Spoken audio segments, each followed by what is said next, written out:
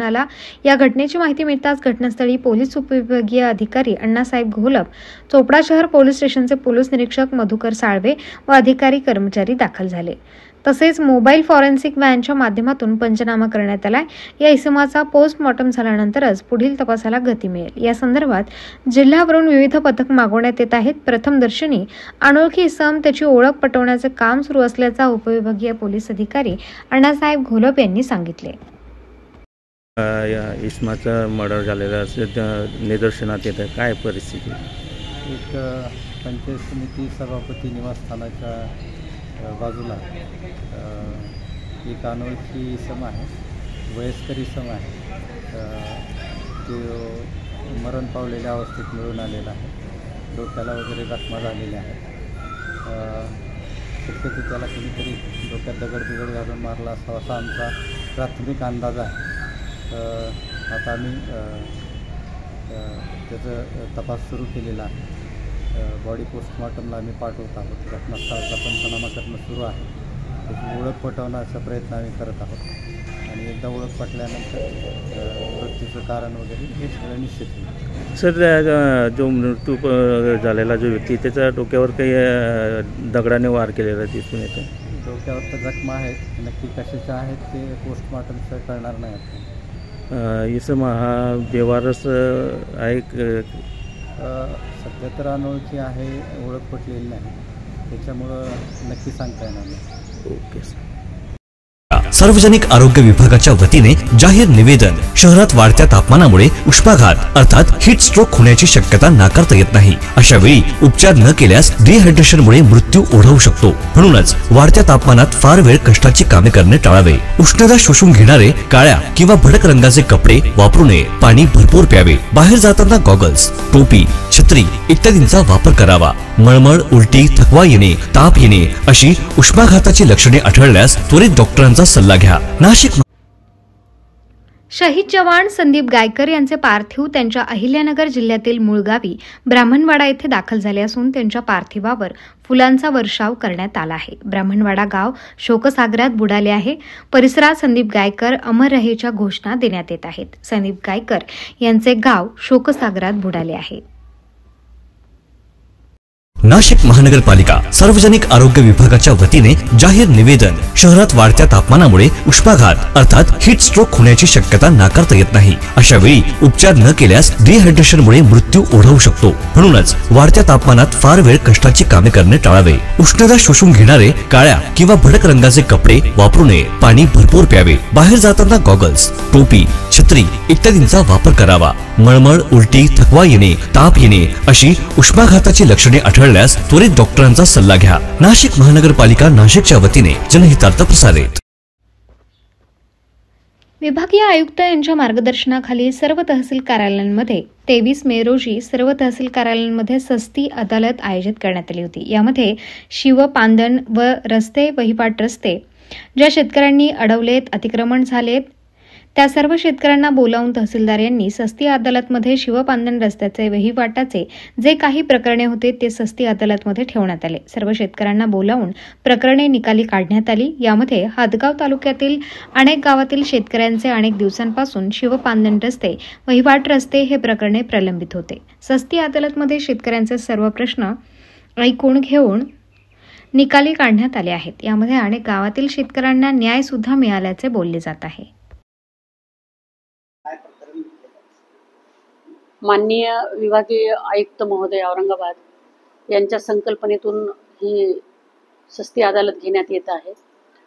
सस्ती अदालतीमध्ये जे काही शेतरस्ते आहेत, मग ते नकाशावर असोत किंवा नसोत, वहिवाटीचे, पांदण रस्ते, शिवरस्ते, आज लोकांनी अतिक्रमण करून ते बंद केलेले आहे। तर हे सगळे रस्ते मोकळे करण्याचे, अतिक्रमण मुक्त करण्याची ही मोहीम आहे। माननीय विभागीय आयुक्त महोदयांनी दर महिन्याच्या दुसऱ्या आणि चौथ्या शुक्रवारी अदालत आयोजित करण्याचे निर्देश दिलेले आहेत। त्या अनुषंगाने आपण आजची ही सस्ती अदालत आयोजित केली होती। त्यासाठी आपल्याकडे आपण 8 प्रकरणं ठेवली होती। तर त्याच्यामध्ये 3 प्रकरणं आणि 4 रस्ते आज म्हणजे चर्चा करून त्यांना बोलून रिकामे करण्यात आले आणि ते त्यांनी मान्य देखील केले. रस्ता काढण्यासाठी मेन म्हणजे आपले तलाठी, मंडळाधिकारी आणि हद्दी निश्चित करण्यासाठी भूमी अभिलेख कार्यालयाचे कर्मचारी त्यांची आवश्यकता आहे. त्याच्यामुळे आज पोलीस निरीक्षक पण होते, थोड्या वेळासाठी बसले आणि ते गेले. पण काही शेतकरी ऐकत नाहीत. म्हणजे ज्या शेतकऱ्यांनी अतिक्रमण केलेलं आहे ते रस्ते मोकळे करत नाहीयेत. आपण त्यांना बोललं तरी आरेरावी करतात. मग त्याच्यामुळे पोलीस कर्मचारी त्या पथकामध्ये असणं आवश्यक आहे. आम्ही सुरुवातीपासूनच मी पथक स्थापन केलेलं आहे, त्याच्यामध्ये पोलीस कर्मचारी आहे. म्हणजे त्या बीट जमादार किंवा ज्याला आपण बीट अंमलदार म्हणतो, माझे तलाठी, मंडळाधिकारी आणि भूमिलेख कार्यालयाचे कर्मचारी श्री बंडे, आमच्या ह्या टीमनी खूप चांगलं काम गेल्या 2 महिन्यात केलेलं आहे. जवळजवळ आम्ही 190 रस्ते अतिक्रमण मुक्त केलेले आहेत. 50% पेक्षा जास्त रस्ते आमच्या शेतकऱ्यांनी स्वखर्चाने JCB लावून मुक्त केलेले आहेत आणि काही शेतकऱ्यांनी तात्पुरत्या हद्दी आणि खुणा निश्चित करून अतिक्रमण मुक्त रस्ते केलेले आहेत. माझ्या तामसा मंडळ, आष्टी मंडळ, तळणी मंडळ या मंडळामध्ये खूप चांगली कामं झालेली आहेत आणि अजून एक 15 दिवसामध्ये जोपर्यंत पाऊस पडत नाही तोपर्यंत आमचं ही मोहीम राबवण्याचं उद्देश आहे. शेतकऱ्यांनी देखील ज्या पद्धतीनं प्रशासन पॉझिटिव्ह आहे आणि प्रशासन तुमच्यापर्यंत येत आहे, ह्या कामाला प्रायोरिटी देऊन आम्ही आमची सगळी कामं सोडून याच्याकडे आज माझी सगळी यंत्रणा, माझे तलाठी, मंडळाधिकारी, माझे नायब तहसीलदार, मी, माननीय कमिशनर महोदय, कलेक्टर महोदय, सगळेच आम्ही या कामाला प्रायोरिटी देत आहोत आणि हा अतिशय शेतकऱ्यांच्या जिव्हाळ्याचा विषय आहे. माननीय आपले महसूल मंत्री यांची देखील फार हा टॉप प्रायोरिटीचा विषय आहे की शेतकऱ्यांना त्याच्या शेतापर्यंत, बांधापर्यंत जाण्यासाठी रस्ता अतिशय आवश्यक आहे. मग ही बाब शेतकऱ्यांनी देखील समजावून घेतली पाहिजे. जे रस्ते नकाशावर आहेत ते जर आपले मोजणीचे अधिकारी, कर्मचारी गेले तर त्यांनी ते नकाशाप्रमाणे मान्य केले पाहिजेत. पण बरेच शेतकरी मान्य करत नाही. अशा वेळेला शेतकऱ्यांनी सुद्धा समजून घेतलं पाहिजे की हा सरकारी रस्ता आहे, हा पब्लिकच्या वापरासाठी आहे, शेतकऱ्यांना उपयोगाचा आहे आणि आपण तो अतिक्रमण मुक्त केला पाहिजे. तर ठीक आहे, 50-60 वर्ष छोट्या होत चालल्यात, कारण 2 मुलाचे 3 मुलं झाले, 4 मुलं झाले, आता जमिनीचे तुकडे होत आहेत आणि जमिनीचं जे काही क्षेत्रफळ होतं ते गेल्या 10 वर्षात होतं ते आता म्हणजे तेव्हा एकरमध्ये होतं, आता अगदी 10 आर 20 आर मध्ये आलेलं आहे आणि दिवसेंदिवस ही परिस्थिती अधिक बिकट होत जाणार आहे. त्याच्यामुळं आज शासनाने गेल्या 2 दिवसापूर्वीच एक शासन निर्णय पण काढलेला आहे की जे रस्ते अतिक्रमण मुक्त होतील त्याची नोंद इतर अधिकाऱ्यामध्ये 7/12चे घ्यायची, म्हणजे बऱ्यापैकी प्रश्न टळतील भविष्यामध्ये. आज जे शेतकरी म्हणतायत ना की इथून रस्ता नाहीये, तर तो आपण 7/12च्या इतर अधिकाऱ्यात नोंद घेतली की तिथे कळेल, म्हणजे तो 7/12वरच येईल. त्याच्यामुळे लोकांना काही खोटं बोलायला वाव मिळणार नाही.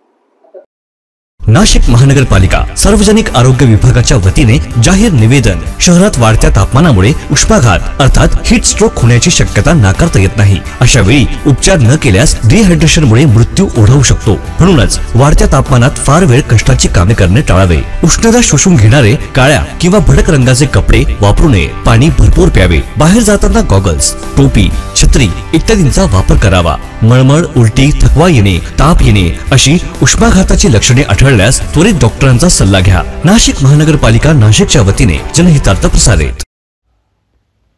भाजपा नेते किरीट सोमय्या यांची पत्रकार परिषद.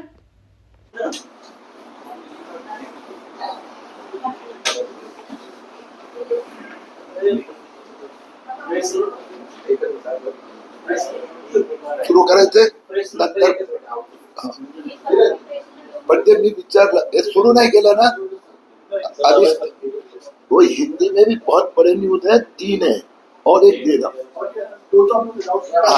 तीसरा.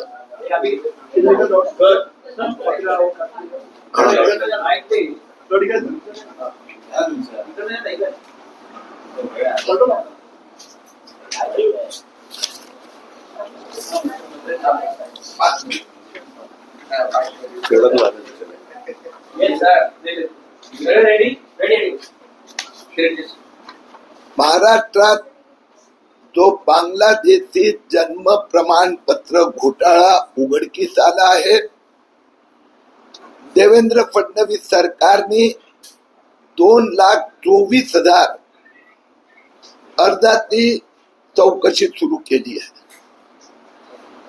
मी भारत सरकारच्या गृह मंत्रालयाला या विषयात तक्रार केली होती. भारत सरकारचा गृह मंत्रालयात जे नॅशनल रजिस्ट्रार आहे, जे संबंध देशाचे जनगणना करते, त्याचा जन्म मृत्यू नोंद, यांनीही माझ्या तक्रारीची दखल घेतली आहे. महाराष्ट्रातील 10 शहरात यांची टीम हे चौकशीसाठी आली आहे. संभाजीनगर आहे, सिल्लोड आहे, मालेगाव आहे, अमरावती, अकोला. देवेंद्र फडणवीस सरकारने जे काम केलं त्याचा स्पष्ट प्रतिसाद 2024 विधानसभेच्या निवडणुकीच्या काळात 2,24,000 अर्ज आले. 2025 मध्ये 24 अर्ज सुद्धा आलेले नाही. अशाच पद्धतीने मी मुंबईत फडणवीस सरकारने जे आवाहन केलं आहे, मुंबई उच्च न्यायालयाने पण आदेश दिला, मशिदीवरील अनधिकृत भोंगे बंद करण्यात. गेल्या 2 महिन्यात मी मुंबईतला 41 आणि महाराष्ट्रातल्या 51 पोलीस स्टेशनला भेट दिली. 300हून अधिक मशिदीच्या भोंग्याची पाहणी केली. मुंबईत 80% मशिदीचे भोंगे उतरवण्याचं काम सुरू झालं आहे. मशिदीवर 15 इंच बाय 10 इंचचे भोंगे लावण्याची परवानगी देता येते. Sorry, box speaker. मशिदीवर भोंगे बेकायदेशीर आहेत. Loud speaker, box speaker 15 inch by 10 inch. आणि मी देवेंद्र फडणवीस मुख्यमंत्री यांनी जे सांगितलंय, आम्ही मुंबईकरांना वचन देतो, एका महिन्याच्या आत इतिहासात पहिल्यांदा मुंबईत भोंगे मुक्त मुंबई होणार. मी आज मुख्यमंत्री देवेंद्र फडणवीस यांना एक पत्र लिहिलं आहे. हा एक दुसरा विषय आजपासून मी सुरू करीत आहे. दहशत माजवण्यासाठी, लँड जिहादसाठी हे जे मुस्लिम माफिया आहेत, ते हिंदू वस्त्यांमध्ये, जैन वस्त्यांमध्ये जाणून बुजून बकरे कापतात. माझ्याकडे त्या अनेक तक्रारी आलेल्या आहेत. बकरी ईदचा बहाणा असतो, बकरे कापले जातात. सोसायटीचा, चाळीतला जुना बिल्डिंग असतात, त्याच्या प्रांगणात हे बेकायदेशीर आहेत. न्यायालयाने पण आदेश दिला आहे आणि पोलीस याच्याकडे दुर्लक्ष करीत आहेत. यानंतर मुंबईत कुठेही खुल्यामध्ये, कुठल्याही सोसायटीचा कंपाऊंड मध्ये बकरा कापू दिला जाणार नाही. आणि या दुर्लक्ष करणारा पोलीस अधिकाऱ्यांना पण आम्ही सोडणार नाही. किरीटजी, तुम्ही हा जो बकरीचा विषय 7 तारखेला बकरीद आहे, परंतु गेल्या वर्षी पार्क साईडमध्ये मोठा वाद निर्माण झाला. तिथे पोलिसांनी आणि पालिकेने प्रोटेक्शन दिलं होतं बकऱ्या कापायला. त्यांचं म्हणणं होतं की ही जुन्या परवानग्या आहेत त्यांच्याकडे, म्हणून प्रांगणात बकऱ्या काढल्या जातात. पण तिथे स्थानिक हिंदू आणि यांच्यामध्ये खूप वाद. हे महापालिकाने पोलीस अधिकाऱ्यांना चेतावणी देतोय. कोणतीही परवानगी दिली नाही, कोणतीही परवानगी देता येत नाही. मुंबई उच्च न्यायालयाचा आदेश आहेत आणि राज्याचे नियम आहे, कायदे आहेत. कुठल्याही वस्तीत, बिल्डिंग मध्ये, इमारतीत, चाळीत बकऱ्या कापता येत नाही. हे पोलीस अधिकारी, महापालिका अधिकारी यात घाबरतात किंवा दाबतात किंवा अन्य कारणाने यापुढे आता चालणार नाही. जसं मी 50 पोलीस स्टेशनची व्हिजिट केली आहे. असा वत्त्यांमध्ये मी आता सोमवार पासून भेट देणार की जिथे गेल्या वर्षी बकरा कापल्या गेल्या होत्या आणि मी बघतो कोण तिथे एवढी बकरा कापतोय.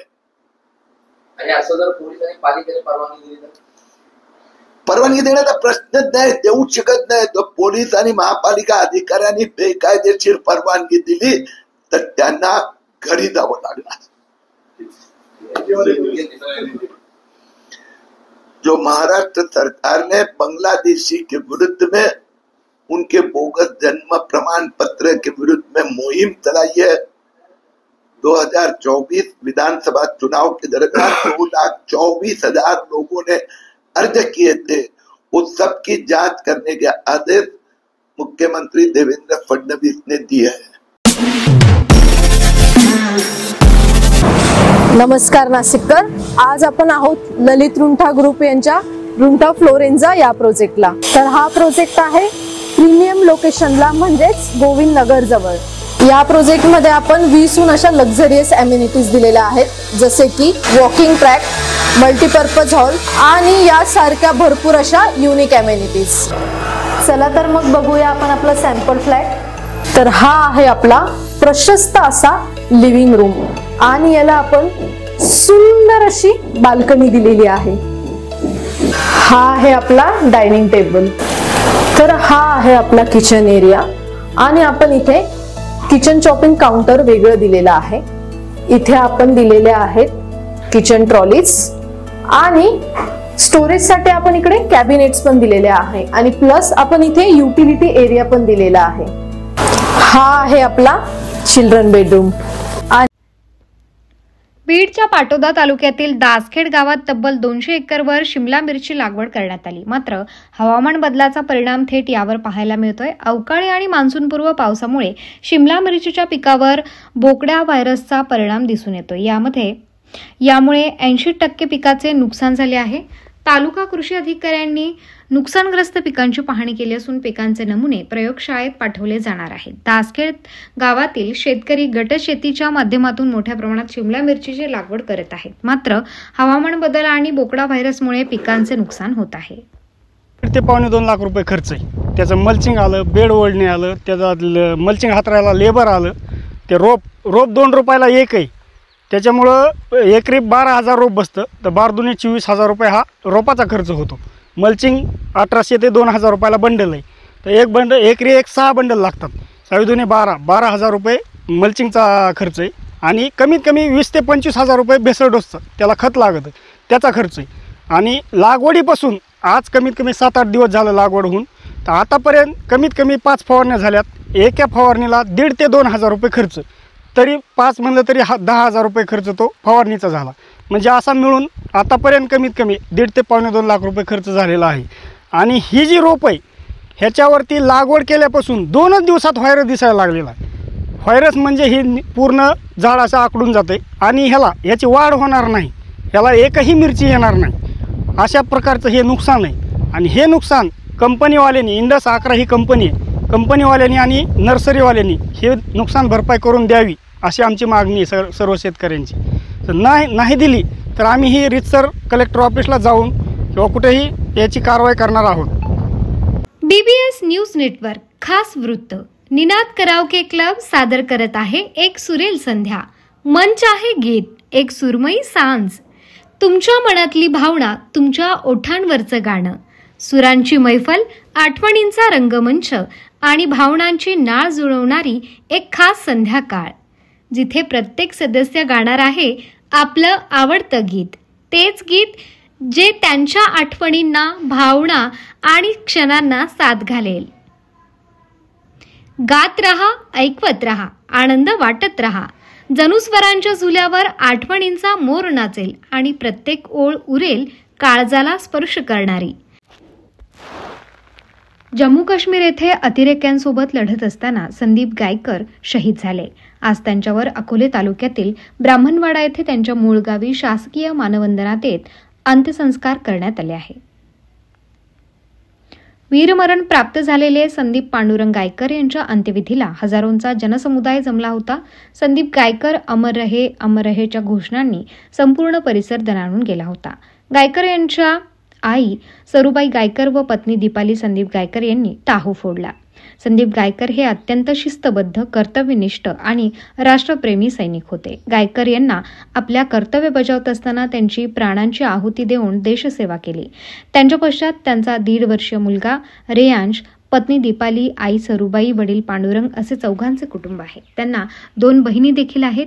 त्यांच्या अंत्यविधीनंतर संपूर्ण ब्राह्मणवाडा गाव, अकोले तालुका आणि अहिल्यानगर जिल्हा शोकसागरात बुडाला आहे.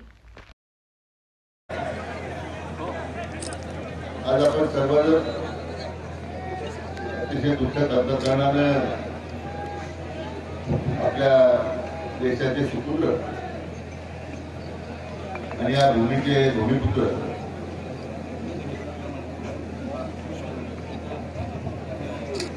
स्वर्गीय संदीप पांडुरंग गायकर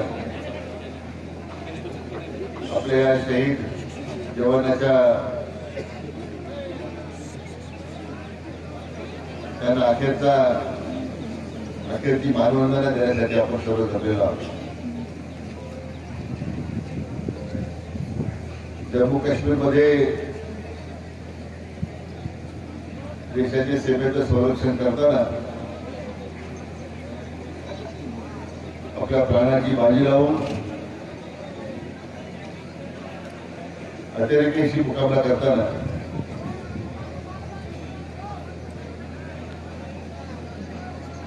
त्यांना वीरमरण प्राप्त झालं. अतिशय सामान्य परिस्थितीतून स्वर्गीय संदीप गायकर यांचा प्रवास आपण जर पाहिला, केवळ एक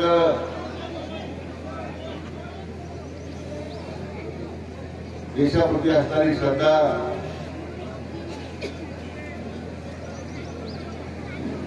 देशाकरता समर्पितपणे आपल्या स्वतःला त्यांनी जे झोकून दिलं, त्या समर्पणाची भावना, त्या एकच भावनेतून त्यांनी भारतीय लष्करामध्ये सामील झाले. मला आता सांगत होती मंडळी, गेल्या आठवड्यातच तो गावात येऊन गेले, परंतु आपल्या सर्वांना अभिमान वाटावा, त्या बाजूला दुःखही सर्वांना झालेला आहे आणि दुसऱ्या बाजूला अभिमानही वाटावा अशी घटना आहे. आपल्या देशाच्या रक्षणाच्या साठी आपल्या प्राणांची बाजी लावून अतिरेक्यांचा खतमा झाला, परंतु दुर्दैवानं त्यामध्ये स्वर्गीय संदीप गायकरांचा त्या ठिकाणी मृत्यू झाला. त्यांच्या पश्चात त्यांचे वडील, आई, त्यांची पत्नी, 1.5 वर्षाचा मुलगा आहे.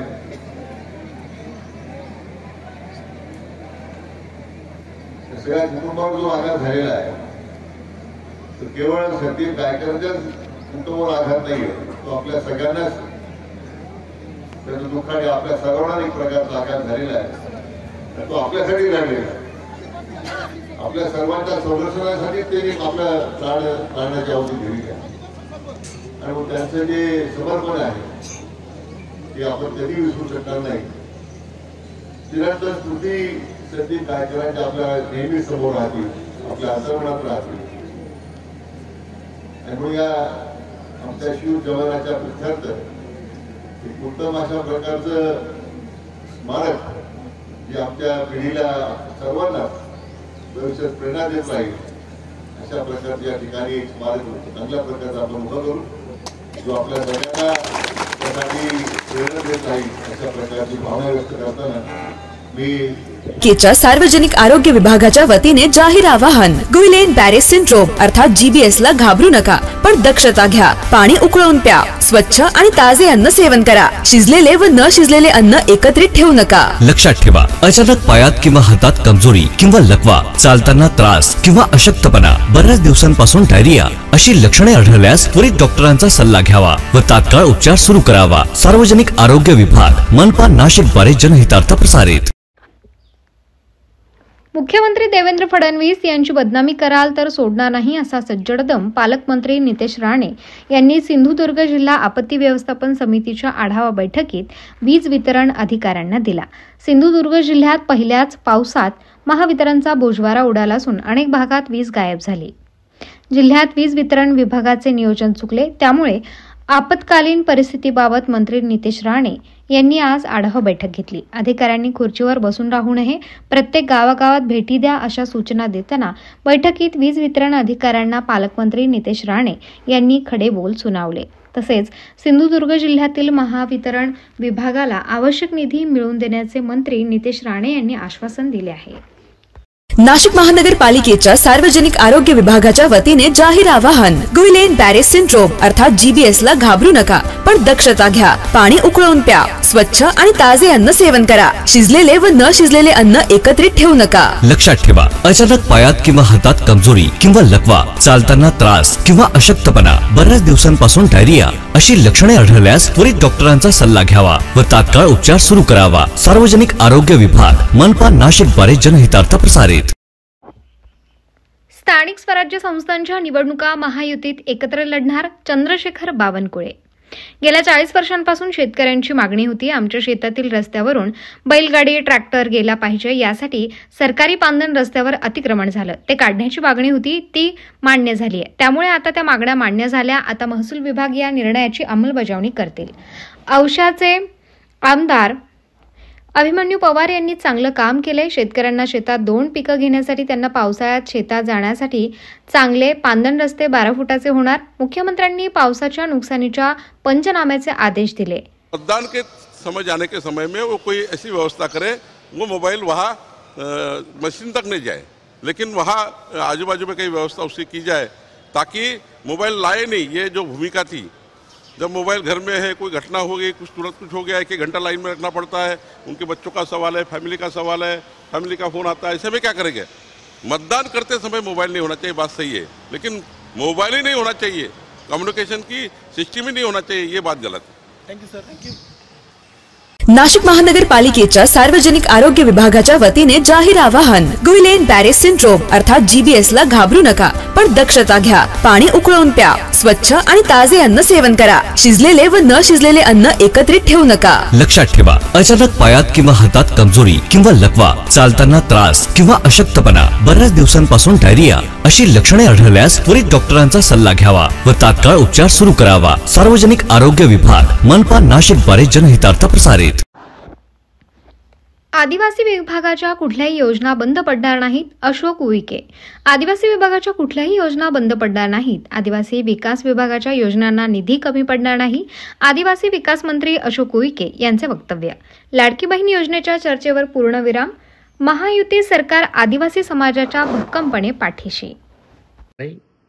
त्यामुळे आदिवासी विभागाचा निधी इतरत्र गेला किंवा काय जे याच्यावर जे चिंतन सुरू आहे, त्याच्यापेक्षाही आदिवासी विभागाला कुठल्या प्रकारचा निधी कमी पडणार नाही. आणि महायुती सरकार 100% आदिवासी समाज आणि आदिवासी विभागाच्या भक्कमपणे पाठीशी असल्यामुळे मी माझ्या समस्त बांधवांना आवाहन करतो, आश्वासित करतो, देशाचे पंतप्रधान नरेंद्र मोदी यांच्या कल्पनेतून PM जनमन योजना, धरती आबा योजना या योजनेच्या माध्यमातून सर्व आदिवासी समाजाला वेगवेगळ्या योजनेचा लाभ मिळत आहे. त्यामुळे जर निधी कमी पडण्याची शंका कुशंका जे येत आहे, केंद्र सरकार आणि राज्य सरकार आदिवासी विभागाच्या पूर्ण पाठीशी असल्यामुळे कुठलीही योजना बंद पडणार नाही. मी अशा प्रकारचं